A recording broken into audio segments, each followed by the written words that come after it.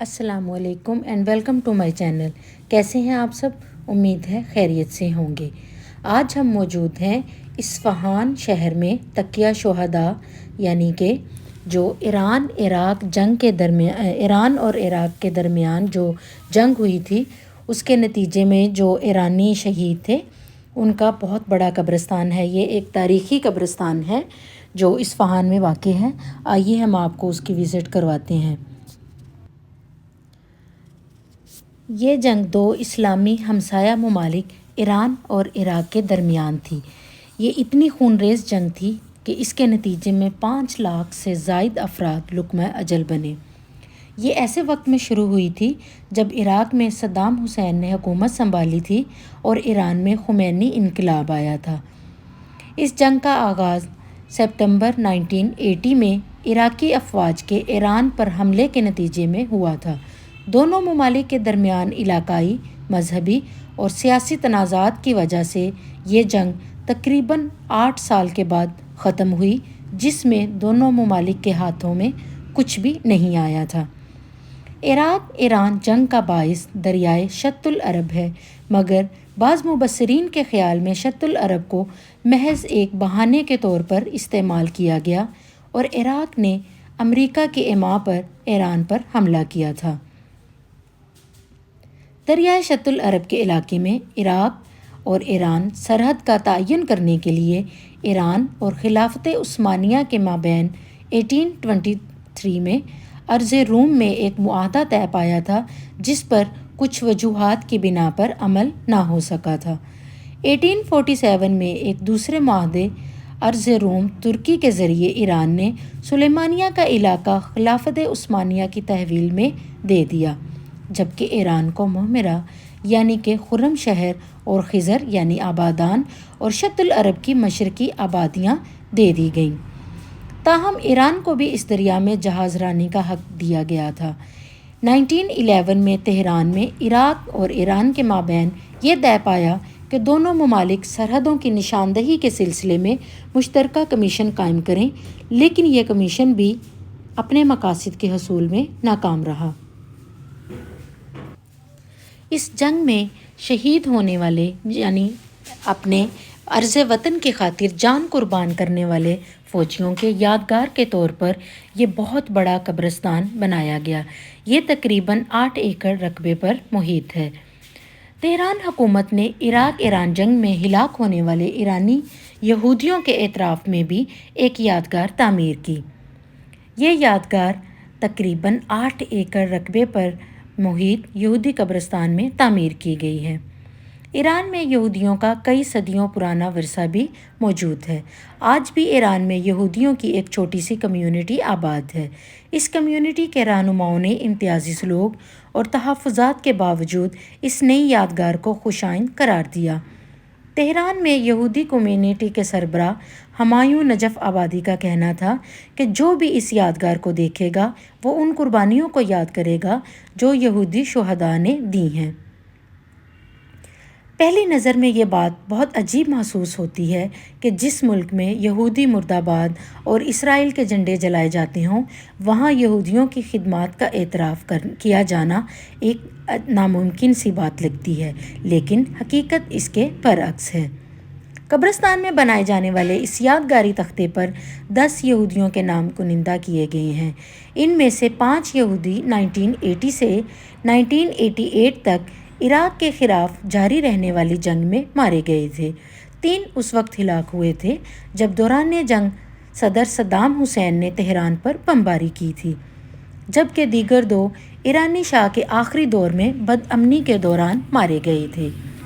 یہودیوں کے لیے یادگار 10 قبروں کی بحالی کا کام اس ایرانی تنظیم کی مالی مدد سے انجام دیا گیا ہے، جس کا کام عراق ایران جنگ میں زخمی یا مارے جانے والے فوجیوں کے اہل خانہ کی مدد کرنا ہے. انقلاب ایران سے پہلے اس ملک میں آباد یہودیوں کی تعداد تقریباً 80,000 سے 1 لاکھ کے درمیان تھی، لیکن بعد ازاں ان میں سے زیادہ تر امریکہ، اسرائیل اور یورپ کی طرف نقل مکانی کر گئی. اب ایران میں آباد یہودیوں کی تعداد 8,500 ہے اور ان میں سے زیادہ تر تہران، اصفہان اور شیراز میں آباد ہیں. ईरान की यहूदी कम्युनिटी सरकारी तौर पर तस्लीम शुदा 3 मजहबी अक़लियतों में से एक है और पार्लिमान में इसका एक रुकन नामज़द है। अर्मीनी ईसाइयों के 2 नामज़द अरकान पार्लियामेंट में मौजूद हैं, जबकि पारसियों और कल्दानी मसीहियों का एक रुकन मुल्की पार्लियामेंट का हिस्सा है। तकरीबन 8 एकड़ पर मुहित ये कब्रिस्तान देखने में बहुत वसी और खुला डुला है। यहाँ पर आबो हवा को नॉर्मल रखने के लिए बहुत ज़्यादा दरख्त लगाए गए हैं, दिन में जिनकी छाँव से यहाँ पर दर्जा हरारत नॉर्मल रहता है। ईरानी लोग अपनी छुट्टी यहाँ गुजारते हैं, जिसमें से कुछ लोग जो यहाँ पर कब्रिस्तानों में जिनके प्यारे इन कब्रिस्तानों में दफन हैं वो उनके कब्रों पर फातिहा ख़वानी करते हैं और कुछ लोग यहाँ पर वैसे ही अपनी छुट्टी मनाते हैं। दोनों अतराफ़ में बड़े बड़े ग्राउंड हैं, बहुत बड़ी बिल्डिंग है जिसमें वज़ू वगैरह के लिए भी बहुत अच्छे और साफ़ सुथरे वज़ू खाने और बाथरूम्स वगैरह बने हुए हैं।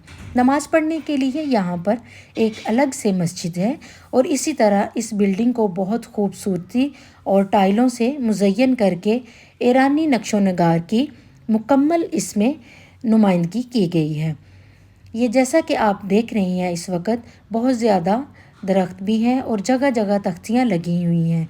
इनमें से बाज़ कब्रों पर उनके फ़ौजियों की तस्वीर के साथ उनकी तारीख़ विलादत के साथ तारीख़ शहादत और छोटी मोटी उनके बारे में तफसील लिखी गई है। ये एक अलग से मकबरा था, लेकिन साहिब कब्र की निशानदही ना हो सकी क्योंकि इस कब्र के ऊपर कोई तख्ती वगैरह नहीं थी, लेकिन ज़रूर ये इनके कोई बड़े लीडर में से होंगे। इसी बड़े कब्रिस्तान के एक तरफ जनाब यूशा नबी अलैहिस्सलाम का मज़ार भी है। ये छोटा सा एक मकबरा है। ये अभी हम आपको एक दूसरी वीडियो में इसका विज़िट भी करवाएंगे। अगर आप मेरे चैनल पर नए हैं तो आप चैनल पर जाकर जनाब यूशा अलैहिस्सलाम के मकबरे की वीडियो आप देख सकते हैं। ये एक साइड पर बिल्डिंग है बहुत बड़ी, जैसा कि आप देख रहे हैं। इसके अंदर बहुत बड़ा कुतुब खाना है, मस्जिद है, वज़ू खाने हैं और रेस्ट एरिया भी बना हुआ है। लाइटिंग का और पानी का यहाँ पर बहुत अच्छा इंतज़ाम है। यूँ लगता ही नहीं कि ईरान एक खुश मुल्क है। कब्रें यहाँ पर ज़मीन के बराबर में बनाई गई हैं। कब्रों को मुमताज़ करने वाली एक वाहिद चीज़ जो है वो कब्रों के ऊपर लगी हुई सिल कह लें या फिर उनकी कब्रों की नेम प्लेट, उसकी वजह से आप जान पाते हैं कि ये कब्र है, वरना इसके अलावा कब्र को पहचानना बहुत मुश्किल हो जाता है। जगह जगह यहाँ पर लाइटिंग का इंतज़ाम है। रात के इस वक्त तकरीबन 9 से 10 बजे के दरमियान का वक्त था जब हमने इस कब्रिस्तान का विज़िट किया और देखकर यहाँ की रौनक और रोशनी और पौधे फूल को देखकर लगता नहीं था कि ये एक कब्रिस्तान है। ईरानियों ने अपने कब्रिस्तानों को भी बहुत आबाद रखा है। इस कब्रिस्तान को तकिया शुहदा या जामे आज़ादगान के नाम से भी पुकारा जाता है। अगर आप किसी टैक्सी वगैरह के ज़रिए आते हैं तो ज़्यादा बेहतर है कि आप अपने टैक्सी ड्राइवर को ये कहें कि हमें तकिया शुहदा जाना है, तो फिर वो आपको ले आएगा। कुछ कब्रों पर छोटे छोटे गमले या पौधे भी रखे गए हैं। आप देख रहे होंगे कि यहाँ पर कुछ फैमिलीज़ हैं जो यहाँ पर इंजॉय कर रहे हैं। वो अपने साथ छोटे चूल्हे वगैरह लेकर आए हैं। पिकनिक के तौर पर यहाँ पर वो खाना बनाएंगे और अपने मदफून शुहदा के कब्रों पर फातिहा ख़वानी करेंगे और बच्चे खेलें कूदेंगे और इस तरह वो लोग अपने घरों को लौट जाएंगे। यहाँ पर अभी काफ़ी ज़्यादा कब्रों के पास हमने देखा कि उनके घर वाले यहाँ उनकी कब्रों पर फातिहा ख़वानी कर रहे थे। इस कब्रिस्तान को तारीख़ी तौर पर शुहदा का सबसे बड़े कब्रिस्तान के नाम से जाना जाता है। इसी तरह एक कब्रिस्तान जो दुनिया का सबसे बड़ा कब्रिस्तान है अफ़गानिस्तान में, वो भी शुहदा का कब्रिस्तान है, क्योंकि उन्होंने बहुत सालों से जारी जंग के दरमियान जितने भी अफ़गानी शहीद हुए उनकी वजह से वो दुनिया का सबसे बड़े कब्रिस्तान के नाम से जाना जाता है। आप मेरे चैनल पर जाकर अफ़गानिस्तान के भी कब्रिस्तान का वीडियो देख सकते हैं। और अगर आपको ये वीडियो पसंद आई है तो प्लीज़ लाइक एंड कमेंट कीजिएगा और इसको अपने दोस्तों के साथ शेयर भी कीजिएगा। अगर आपने अभी तक चैनल को सब्सक्राइब नहीं किया تو از راہ کرم چینل سبسکرائب کر دیجئے، اس سے ہمیں نئی نئی ویڈیوز بنانے کی موٹیویشن ملتی ہے۔ یہ فیملیز بھی یہاں اپنے میٹ وغیرہ بچھا رہی ہیں، یہاں پر یہ پکنک کریں گی۔ یہ دیکھیں ایک سائڈ پر قبریں ہیں اور دوسری سائڈ پہ بڑے بڑے قطعات ہیں، گراؤنڈز ہیں جو درختوں سے گھرے ہوئے ہیں۔ رات کے وقت تو یہاں بہت اچھا موسم ہوتا ہے، لیکن ان پودوں کے نیچے دن کے وقت بھی بہت اچھا موسم ہوگا۔ یہ دیکھیں یہ پھر قبرستان شروع ہو گیا، یعنی ایک ٹکڑا قبروں کا اور اس کے ساتھ پھر چھوٹا سا گراؤنڈ بیٹھنے کی جگہ، اس کے ساتھ پھر قبریں۔ یہاں پر تقریباً 80,000 سے لے کر 1,00,000 تک قبریں ہیں جو اس قبرستان میں ہیں، اور اس کا جو ایریا ہے وہ تقریباً 8 ایکڑ سے زیادہ ہے گراؤنڈز وغیرہ کو نکال کر۔ یہ فیملی بھی اپنی کھانا پینا کر کے واپس جا رہی ہے۔ ہر جگہ پر یہاں روشنی ہے، کہیں بھی ایسا یعنی جس طرح عموماً قبرستانوں میں ایک خوف کا سا سما ہوتا ہے، سنسان ہوتا ہے کہ دن کے وقت بھی لوگ وہاں جاتے ہوئے گھبراتے ہیں، یہاں پر ایسا کچھ نہیں تھا۔ جی تو اجازت دیجیے، اپنا اور اپنے سے جڑے پیاروں کا خیال رکھیے گا اور چینل کو سبسکرائب کیے بنا مت جائیے گا۔ اجازت دیجیے، اللہ نگہبان۔